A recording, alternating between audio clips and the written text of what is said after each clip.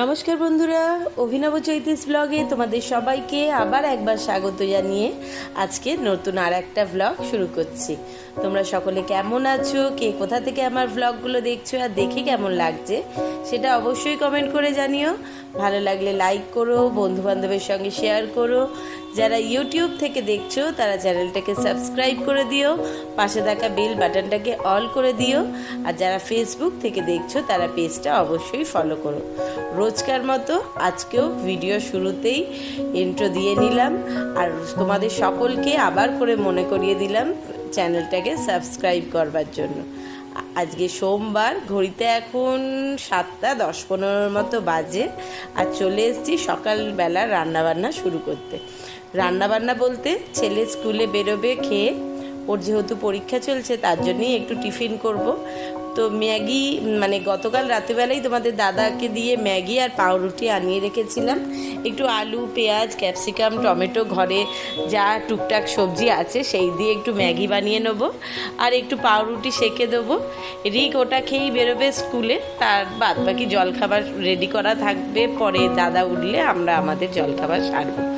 রিক যদিও এখন পরীক্ষা চলছে, ওর গত কয়েকদিনে প্রায় সমস্ত সব পরীক্ষাই 9 তারিখের মধ্যে শেষ হয়ে গেছে। আজ আর আগামীকাল এই দুদিনের দুটো পরীক্ষা হয়ে গেলেই মোটামুটি সব পরীক্ষা কমপ্লিট।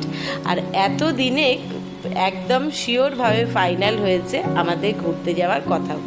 তোমাদের আগের ব্লগেই বলেছিলাম যে আমাদের একটা ঘুরতে যাওয়ার হঠাৎ করে ছোট ট্যুর প্রোগ্রাম হয়েছে, টুকিটাকি কেনাকাটার একটা ভিডিও করেছিলাম, সেটাও তোমাদের সঙ্গে শেয়ার করেছি।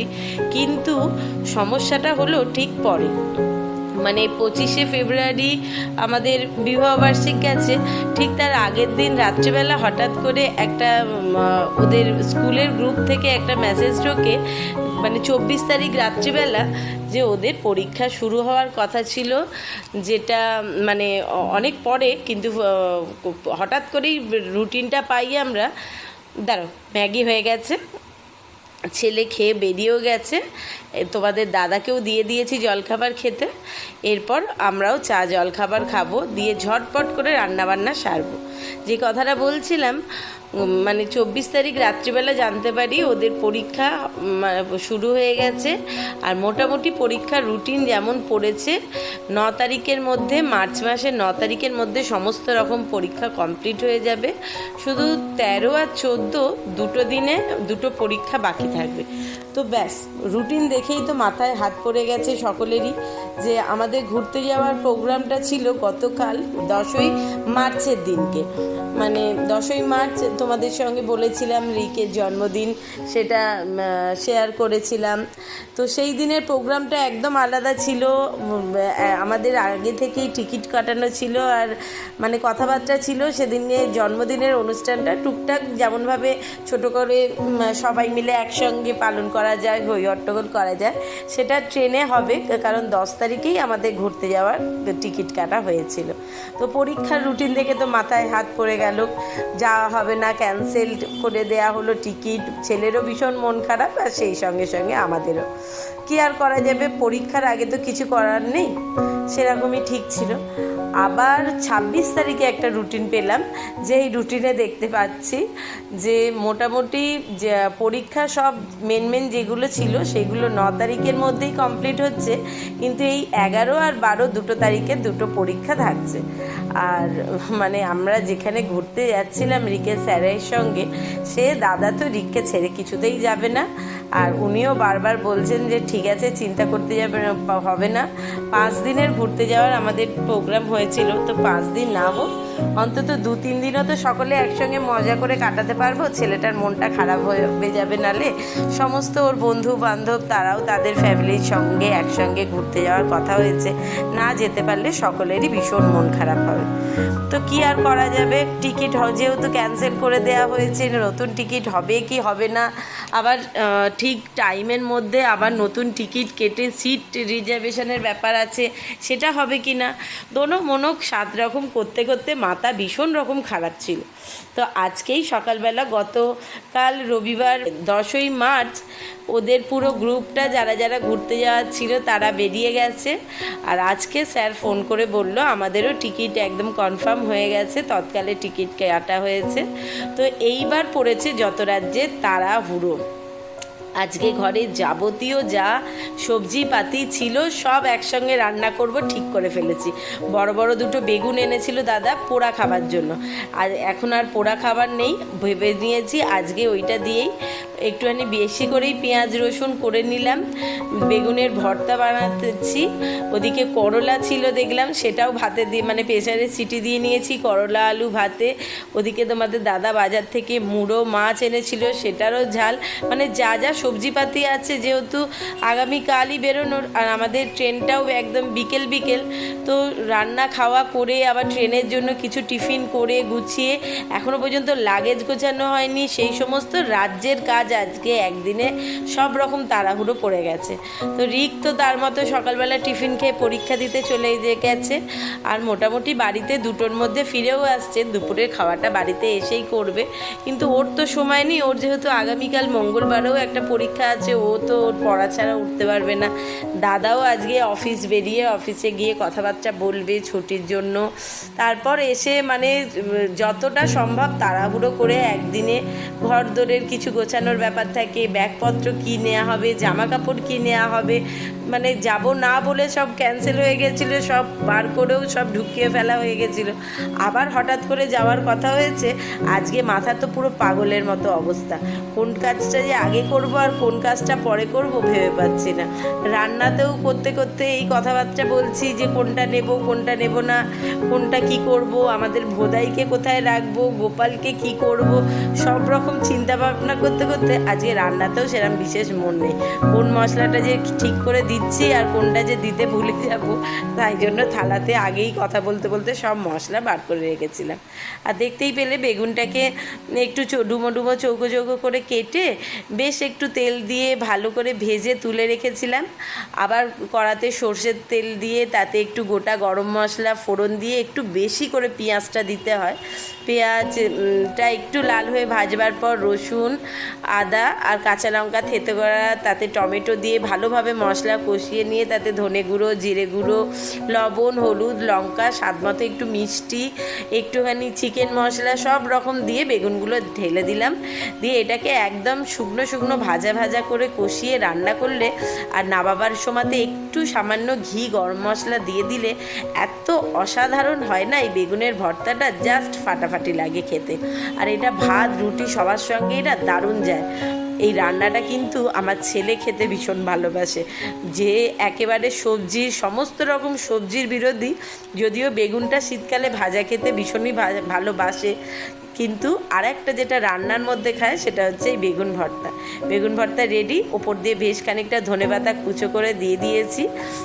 আগেই দেখতে পেলে ভাতটা 1 ফুট করে নাবিয়ে রেখেছিলাম, ওটা পরে বসাবো। করলা আলু সেদ্ধ হয়ে গেছে, এবার বাকি রয়েছে মাছের ঝাল।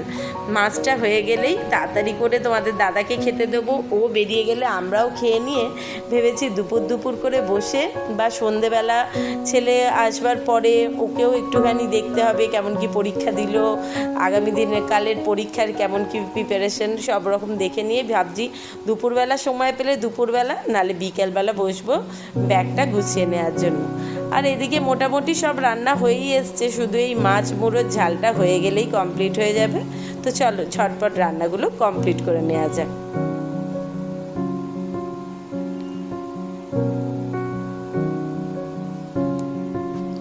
আজকে মাছ মুড়ো মিলিয়ে অনেকটা হয়েছিল, যদিও সবটা ভেজে তোলা হয়ে গেছে, মশলাটাও কষানো রেডি, কিন্তু তাহলেও মাছের এই মুড়োর ঝালটা না বেশ একটু রসিয়ে কষিয়ে রান্না করলে আমার ভীষণ যেন কেমন একটা আষ্টে গন্ধ লাগে।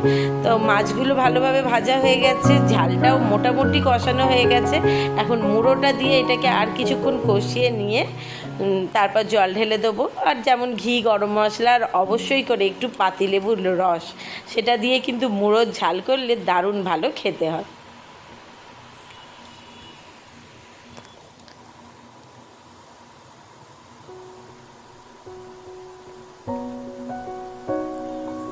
খাওয়া দাওয়া সেরে অনেকক্ষণ আগেই বসে পড়েছিলাম। ছেলেও এসে খেয়ে একটুখানি শুয়ে আছে। ও কিছুক্ষণ একটুখানি ঘুমিয়ে নিক, তারপর ওকে তুলে রেখে দেবো পড়তে বসবার জন্য। এদিকে বিকেল বিকেল আমিও বসে পড়েছি ব্যাগপত্র গোছাতে। মায়ের জন্য যে শাড়িগুলো কিনেছিলাম সেগুলো তো তোমাদের সঙ্গে শেয়ার করা হয়নি, থাক, এখন আর দেখাবার আলাদা করে সময়ও নেই। যা পারছি এখন সব মোটামুটি ব্যাগ গুছিয়ে ফেলি, তারপর মা যখন পরবে শাড়িগুলো তখনই তোমাদেরকে দেখাবো। আগে মায়ের যে জিনিসপত্রগুলো নেওয়া হবে সেগুলো ঢুকিয়ে দিচ্ছে, আর ওই দেখো আমার মায়ের কাজ যেমন তেমন করে কাপড়টাকে এসে ফেলে দিয়ে চলে গেল। আরে বাবা, মোটামুটি তো লোকে একটু হাত গোছ করিয়ে দিয়ে যায়, যে একটুখানি হাত গোছ করে দিয়েছি তুই ব্যাগে ঢোকা। আমার হিসাব মতো মোটামুটি রিকের, আমার মায়ের, তোমাদের দাদার টুকিটাকি জিনিস নিয়েছি। এখনও রাত্রিবেলা কোনটা পরে যাবে বা কোনটা পরে শোবে, আরও কিছু জামা কাপড় নেবে নাকি, সেগুলো ফাইনাল তোমাদের দাদা এসে বলবে। আর আমি তো এখানে আলমারি খুলে দাঁড়িয়ে গেছি, এক আকাশ শাড়ি এখানে ভর্তি হয়ে কেচে কেচে গুছিয়ে রেখেছি, কিন্তু একটাও মার দেওয়ার অভাবে শাড়িগুলো মার দেওয়াও হচ্ছে না আর পরাও হচ্ছে না। একটা মনে করে কাফতান নিয়ে নিয়েছি, কারণ এটা আমার ভীষণ রকমভাবে দরকারি। যেখানেই আমি যাই না কেন রাত্রিবেলা শোবার ড্রেসটা আমার আগে মাথায় রাখতে হয় যে কোনটা নেব। একটা ব্যাগ হিসাব মতো গোছানো হয়ে গেছে, আর একটা ব্যাগ বাকি রয়েছে, ওটা পরে রাত্রে দাদা আসলে গোছানো হবে। যদিও ওই ব্যাগটার মধ্যে আগে যাবে 4টে চাদর, কারণ রাত্রিবেলা যেহেতু এসি সেখানে তো চাদর বালিশ পাবোই ট্রেনে, অসুবিধে নেই। কিন্তু যে কোনো হোটেলে গেলেই আমার নিয়ম হচ্ছে বাড়ি থেকে কিছু চাদর নিয়ে যাওয়া। ওই হোটেলের চাদরে আমার শুতে একেবারে ভালো লাগে না, তো সেখানে বিছিয়ে শুতেই হোক বা গায়ে দিতেই হোক, তাই 4 জনের 4টে চাদর, তোয়ালে, গামছা, এক্সট্রা জুতো, ওগুলো ওই ব্যাগে নেওয়া হবে। আর ব্যাগ গোছাতে গোছাতেই শুনতে পেলাম এখানে একটা বিয়ে বাড়ি যাচ্ছে, তার ভীষণ জোর বাজনা বাজছে, তাই দৌড়ে চলে এসেছি সকলে মিলে একটু বিয়ে বাড়ির গান বাজনা শুনতে। আর এরা না সুন্দর করে রাস্তা দিয়ে বেশ নাচতে নাচতে যায়। এটা আমি কখনো পারবো না, কিন্তু অন্য লোককে দেখে মজা নিতে বেশ ভালো লাগে, তাই একটু নিজেও দেখতে চলে আসলাম, আর অবশ্যই তোমাদেরকেও দেখাতে চলে আসলাম। এখন না বিয়েবাড়িতে যারাই দেখি ব্যাম পার্টি করে, তারাই দেখি এরকম সুন্দর করে লাইট লাগানো ছাতাগুলো ভীষণ রকম ব্যবহার করে, মানে ছাতাগুলো নিয়ে যায় দেখতে কিন্তু দারুণ সুন্দর। দেখো বেশ বড় বড় ছাতাগুলোতে সুন্দর জরির কাজ করা, তাতে আবার লাইট লাগানো। আর যে কোনো ব্যাম, বিশেষ করে এগুলো দেখি বিয়েবাড়ির ব্যাম পার্টির সঙ্গেই বেশি থাকে, দেখতে দেখো কি সুন্দর লাগছে। আর এই যে কোনো নন বেঙ্গলির বিয়েতে থাকে প্রত্যেকে বেশ মেয়েরা লেহেঙ্গা পরে এসে রাস্তায় বাজনা বাজে, তার সঙ্গে নাচতে নাচতে যায়, দারুণ সুন্দর। আর প্রত্যেকেই দেখো সেজে গুজে ভালো ভালো জামা কাপড়, চুল টুল বেঁধে, ফুল লাগিয়ে এই বিয়েবাড়ি যাওয়ার মেন মজা। ওই দেখো ওখানে কিন্তু ওদের নাচ শুরু হয়ে গেছে। আমার মতো মানুষের যেটা সব থেকে বিয়েবাড়ির আকর্ষণ, সেটা হচ্ছে বিয়েবাড়িতে গিয়ে কি খাবো না খাবো সেটা পরের কথা, কি বিয়েবাড়িতে যাচ্ছি মানেই আগে সুন্দর করে একটু সাজতে হবে। কি বলো, তোমাদেরও সকলের তো একই মত? দেখো বিয়েবাড়িতে কেমন গান বাজছে।